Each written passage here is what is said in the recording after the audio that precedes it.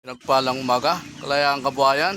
Andito tayo sa ating malit na lugar na para sa mga manok natin. At tayo may gagawin po at tapos na tayo magpakain. Tapos na rin po tayo mag-almusal. Tapos na tayo magpakain sa ating mga manok. At ito po ang ating mga manok. Ayan po. Ayan.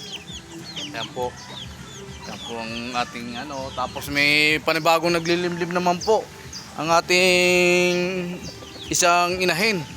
Ngayon pa lang po mag-uumpisa maglimlim. Ayan po. Papakita ko po sa inyo. Ayan po. Yan. Ang asawa po niyan ay binabae. Nandun yung binabae na manok. Kaya tayo naman kukulangin tayo na sa ganito, sa pakainan o painuman, pakainan ng manok. Tayo gagawa po. Totally, nandito lang naman tayo maghapon. Kaysa gumala tayo ng gumala, umalis tayo ng umalis. At umpisa natin ang paggawa. Samahan nyo po ako. At para makagawa tayo ng pakainan o painuman ng ating mga manok. Ayun, lumipad yung isang manok natin. Yan po, 5 po yung lalaki na yan. Ito babae. Yan. Ito po lalaki yan. Ito hindi ko alam kung lalaki to dahil parang babae o lalaki. Pero ito, lalaki po ito, ayan. Gagawa na po tayo ng ganito. Kalayaan Kabuhayan. At para madagdagan yung ating painuman at pakainan ng manok. At ito po, makapal po ito. Makapal tong plastic na to. Ayan o. Gawa tayo ngayon. Ang ating inahin po ngayon na may mga sisiw ay 3 po. 3 inahin na may mga sisiw po. Papakita po, ito po yung isa. Ayan po. Ayan o. Ayan o.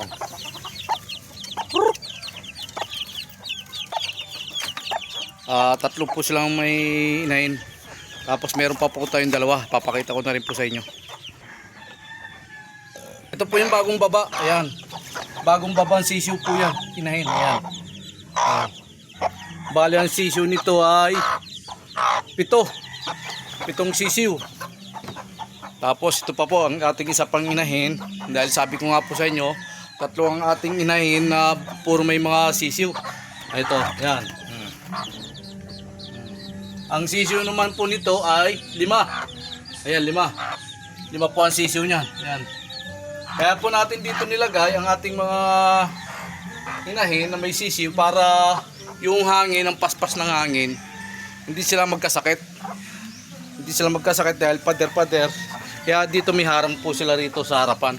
Ito po harang nila kahit pa paano. Ayan. Isa po ito. Ayan. Yan. Sabi ko nga po sa inyo, ito po yung gagawin nating painuman. Yan. Yan. Ito po yun yan. Makapal po yung kanyang pagka-plastic.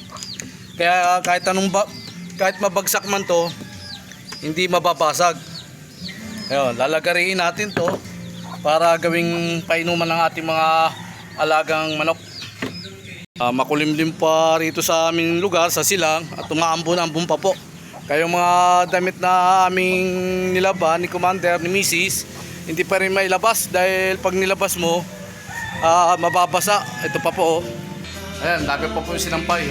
Hindi mailabas dahil umuulan po rito. Ayan. Dami no. Ang dami pa namin sinampay ngayon. Hindi namin mailabas dahil baka umulan. May lagaring bakal tayo. Pero pwede natin iputol rito sa ating dito sa gagawin natin painuman ng manok. Yan.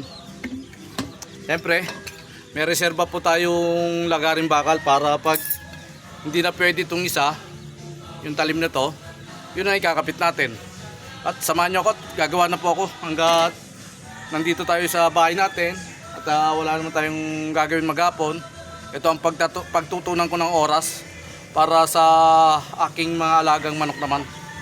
Si Commander naman, ang ginagawa niya, naglilinis ng bahay. Habang naglilinis, magpapatugtog ng Pasko. Dahil siyempre, Pasko nga naman, malapit na po. Ilang araw na lang, Pasko na ho.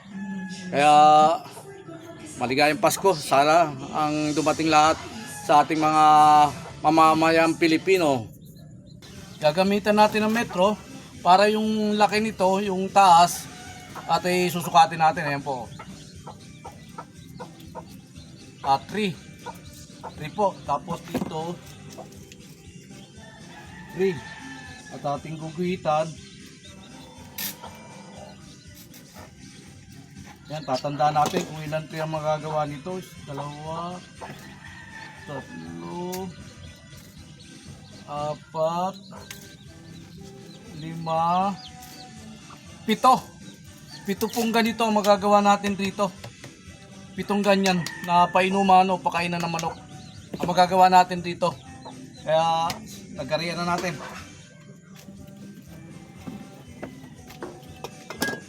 Isa lang yung metro. Wala.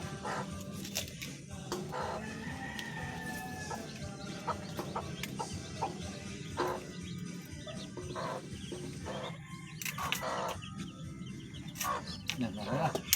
Tandaan na natin.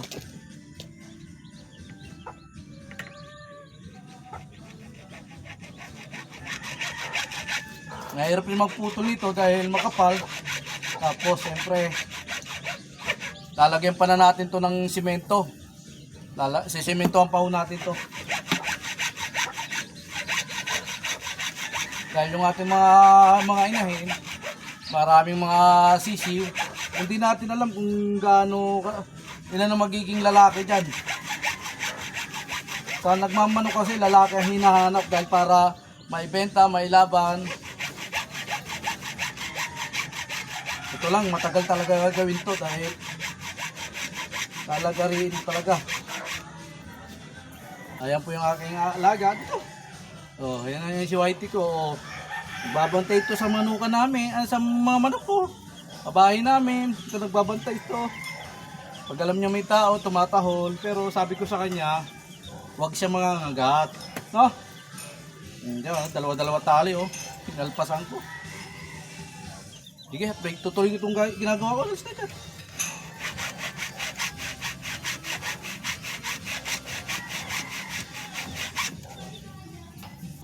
Palitan na ho natin, mapurol na ho. Ay, ang mga purol na, palitan na natin ng talim. Ito, purol eh. Ah, tigas. Kumuha tayo ng plies dahil mahirap patigas pitin no eh. Kaya pipitin natin ho ng palay. Oh, ayun. Pag hindi kaya ng kamay, ng daliri, gumamit ka ng plies para sure call na maano. Yun.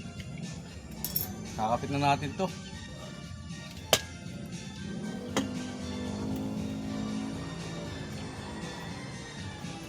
Yun. Okay.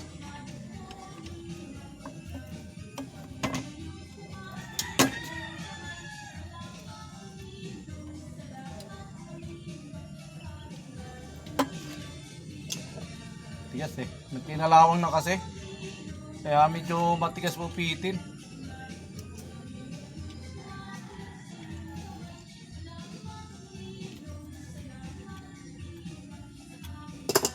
Yan na, okay na po. Tuloy na natin.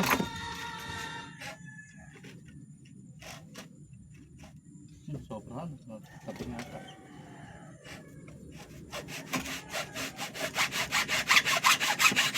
Oh, matalim. Oh, bilis oh. Ang bilis oh, dahil matalim yung nakarin dito. Sige, tuloy na natin. Ayan na po, naputol na natin. Oh, isa na. Yan. Oh. Anim pang ganito. Tuloy natin ulit. Sukat ulit tayo.